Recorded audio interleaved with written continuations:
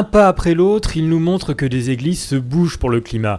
Depuis le 13 septembre, des chrétiens allemands sont en marche pour rejoindre Paris à l'occasion de la COP21. Et lundi, leur pèlerinage pour la justice climatique les a vus emprunter les chemins lorrains.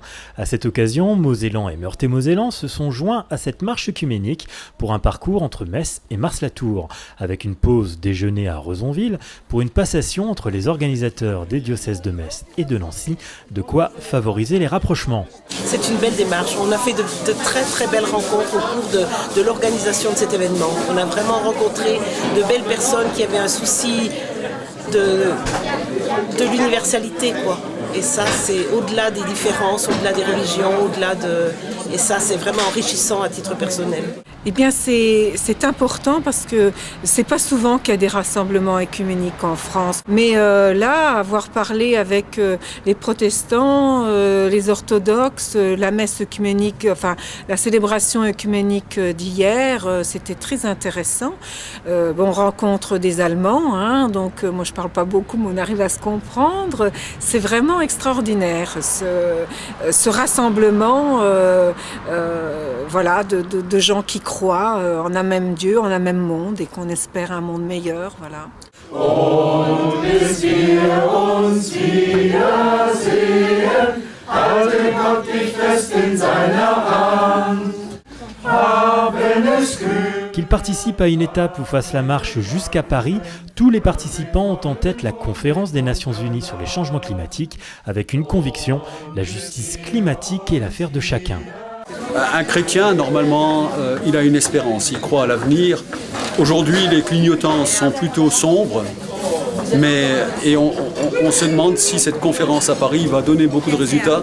Mais pour nous, il est impératif de se battre, de faire notre possible pour que chacun personnellement, mais aussi les politiques et les scientifiques, on fasse le maximum pour que cette terre soit habitable pour les générations qui viendront.